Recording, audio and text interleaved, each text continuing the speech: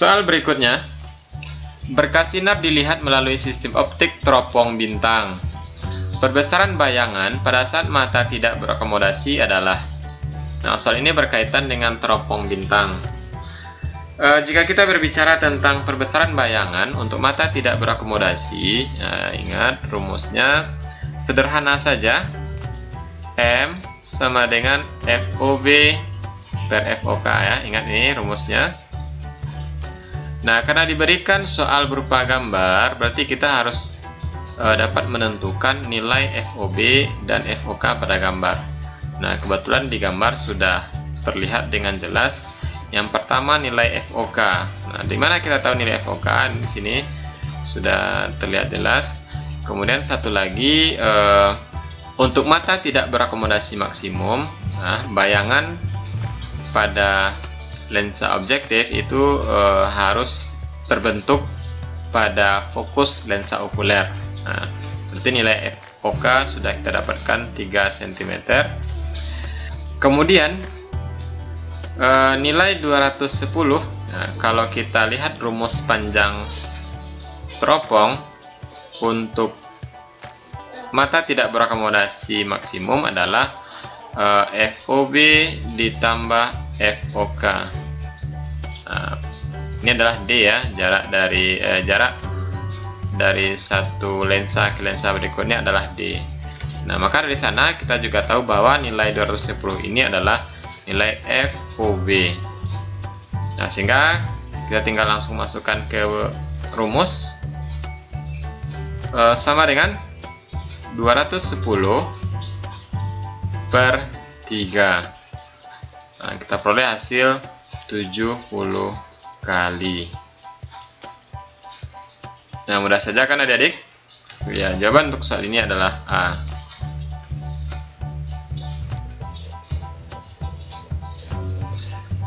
Soal selanjutnya, fokus lensa objektif dari teropong panggung sebesar 120 cm. Jika perbesaran teropong 15 kali, maka panjang teropong adalah. Nah, soal berikutnya ini berkaitan dengan teropong panggung.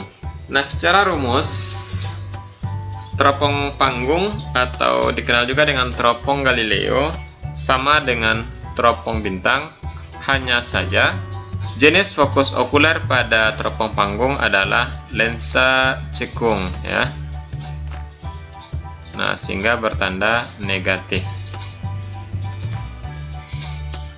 Nah, kita lihat data yang diketahui di soal.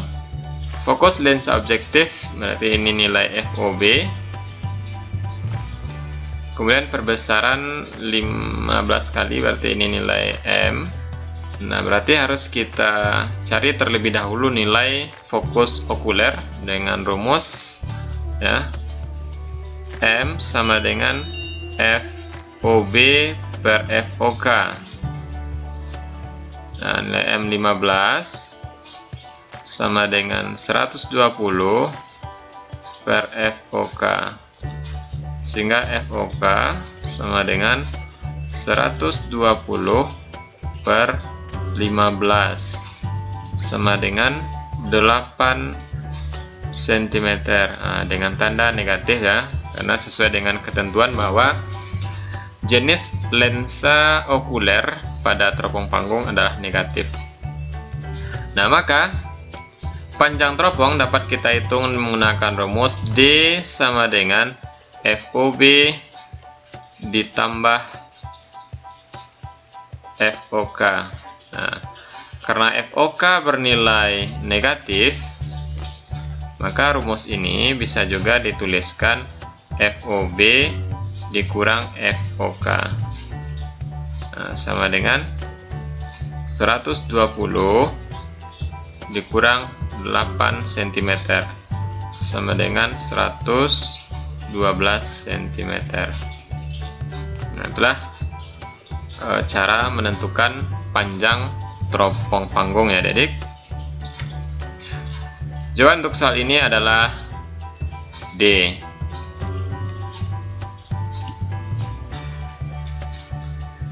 Soal berikutnya, berikut ini yang bukan tergolong gas rumah kaca adalah, nah, soal ini berkaitan dengan pemanasan global.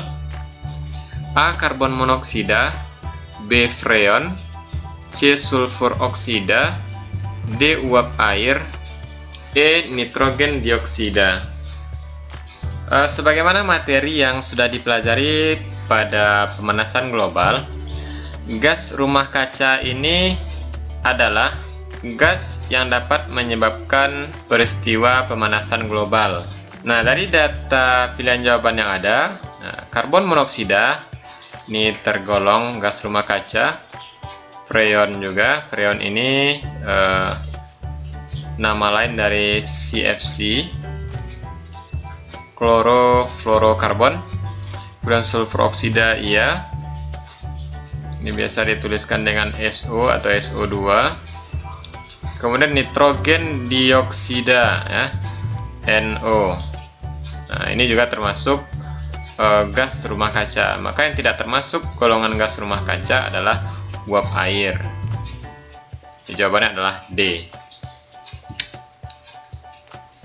Soal selanjutnya, gas rumah kaca hasil aktivitas manusia yang terbesar menyumbang pada pemanasan global adalah A. uap air, B. freon, C. nitrogen oksida, D. karbon dioksida, E. metana. Nah, dari komposisi gas rumah kaca yang memiliki komposisi paling besar penyebab pemanasan global adalah karbon dioksida ya. Nah, karena gas ini dihasilkan oleh banyak faktor yang terjadi pada aktivitas sehari-hari yang dilakukan oleh manusia. Nah, sehingga karbon dioksida merupakan penyumbang terbesar pada peristiwa pemanasan global. Soal selanjutnya, perhatikan data berikut. 1. Perubahan iklim, 2. Peningkatan permukaan laut, 3. Penurunan produksi pangan, 4. Meningkatnya penyakit demam berdarah. Dampak pemanasan global ditunjukkan oleh nomor. Nah, untuk soal ini bisa dibaca dari teori-teori yang ada. Nah, peristiwa yang ditunjukkan oleh pemanasan global adalah yang pertama perubahan iklim, ini benar ya. Kemudian peningkatan permukaan laut, nah ini juga benar. Kemudian penurunan produksi pangan ini tidak termasuk pada dampak pemanasan global secara langsung, ini bukan. Maka ada 3 itu bukan. Kemudian meningkatnya penyakit demam berdarah, ini juga tidak termasuk kepada dampak dari pemanasan global. Nah, sehingga jawaban untuk soal ini adalah B. Baiklah adik-adik, sekianlah pembahasan soal penilaian akhir semester 2 untuk fisika kelas 11. Mudah-mudahan dengan pembahasan soal yang saya berikan dapat menambah pemahaman adik-adik tentang soal-soal fisika semester 2 kelas 11 ya. Jika ada soal-soal yang ingin ditanyakan, silahkan tuliskan di kolom komentar. Bagi adik-adik yang belum subscribe, silahkan di subscribe terlebih dahulu, karena subscribe yang adik-adik berikan akan membantu pengembangan channel ini selanjutnya. Terakhir, terima kasih atas atensinya. Sampai ketemu lagi pada video selanjutnya. Assalamualaikum warahmatullahi wabarakatuh.